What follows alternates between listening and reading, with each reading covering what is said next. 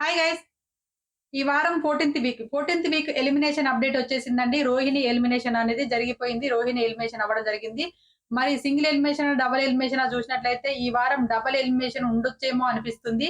Double elimination అయితే ఎవరు ఎళ్ళిపోతారు? Single elimination అయితే ఆల్రెడీ రోహిణి ఎళ్ళిపోయినట్టే.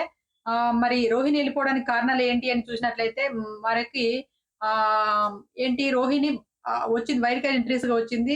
చాలా బాగా ఆట ఆడడం జరిగింది. ఆ టాస్క్‌లలో 100% ఈ అబ్బాయిలతో సమానంగా అబ్బాయిలకు ఒక్క అడుగు కూడా తీసిపోకుండా అంత ఎఫర్ట్ పెట్టడం జరిగింది. కామెడీ బాగుంది. ఫన్ బాగుంది. వాళ్ళొచ్చిన కాడ్నుంచెల్లి వైల్డ్ కార్డ్ ఎంట్రీస్ వచ్చిన కాడ్నుంచెల్లి ఫన్ను, కామెడీ అన్నీ చేస్తున్నారు. వైల్డ్ కార్డ్ ఎంట్రీస్ కూడా ఆటలలో బాగా ఎఫర్ట్ పెడుతున్నారు. ఒక అందుకు చెప్పాలంటే మన 'గౌతమ్ కృష్ణ' కంటే ఎక్కువ గూడా రోహిణి బాగా ఆడుతుందని కూడా చెప్పుకోవచ్చు. ఎందుకంటే వైల్డ్ కార్డ్ ఎంట్రీస్‌నే పోల్స్తున్నాం ముందుగాను. 'గౌతమ్ కృష్ణ' కంటే ఎక్కువ గూడా అమ్మాయి రోహిణి డిజర్వ్డ్ అని చెప్పుకోవచ్చు టాప్ 5కి. కాకపోతే ఎందుకంటే ఆమె ఒక్కసారి కూడా నామినేషన్‌లోకి రాకపోవడము ఈమెకు ఎఫెక్ట్ పడింది. అందు ద్వారా ఓటింగ్ పోల్స్ తక్కువ పడి ఆ అమ్మాయి ఎలిమినేషన్ అనేది జరిగిపోయిందని తెలుస్తుంది.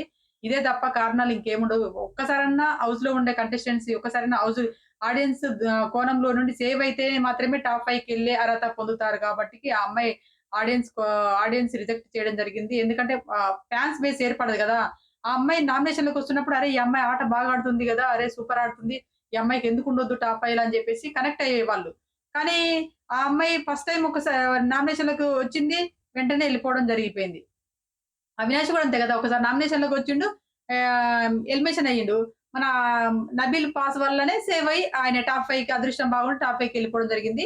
ఇక్కడ ఇప్పుడు మరి ఇంకోటేంటిది ఈ సింగిల్ ఎలిమినేషనా? డబుల్ ఎలిమినేషనా? అని చూసినట్లయితే డబుల్ ఎలిమినేషన్ ఉండొచ్చేమో అని నాకనిపిస్తుంది.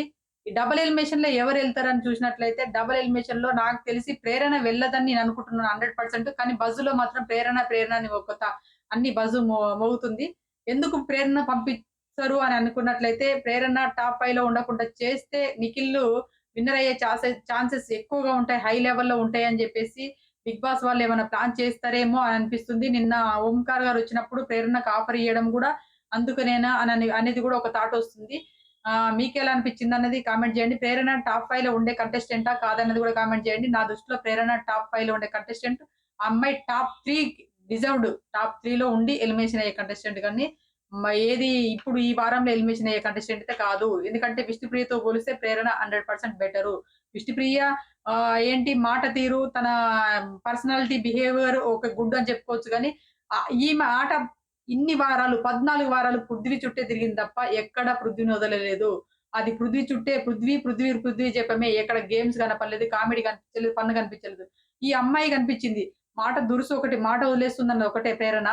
మిగతా అన్నిట్లో ఎఫర్ట్ పెట్టింది. ఫన్‌లో ఉంది, కామెడీలో ఉంది, తర్వాత గేమ్స్‌లలో ఉంది, వర్కింగ్‌లో ఉంది. ప్రతి చోట ప్రేరణ లేనిది బిగ్ బాస్ లేదు, బిగ్ బాస్ లేదు ప్రేరణ లేనట్టుగా ఎక్కడ చూసినా బజ్‌లో ప్రతి వారం ప్రేరణదే. ఎక్కడ ఎవరన్నా రివ్యూ చేద్దామన్నా రివ్యూస్‌లలో ఫస్ట్ హెడ్డింగ్ పెట్టుకోవాలంటే ప్రేరణదే టాపిక్. అలా బజ్ క్రియేట్ చేసినటువంటి ఏకైక కంటెస్టెంట్ ఎవరన్నా ఉన్నారంటే ప్రేరణ కూడా చెప్పుకోవచ్చు. ఈ అమ్మాయి ఇంత తొందరగా ఎలిమినేషన్ అయితదని నేనైతే అనుకోను. మరి మేబీ ఏమైనా జిమికులు చేసి అంత బిగ్ బాస్ చేతుల్లోనే ఉంటది. మన ఆడియన్స్ చేతుల్లో ఏం లేదని నాకనిపిస్తుంది.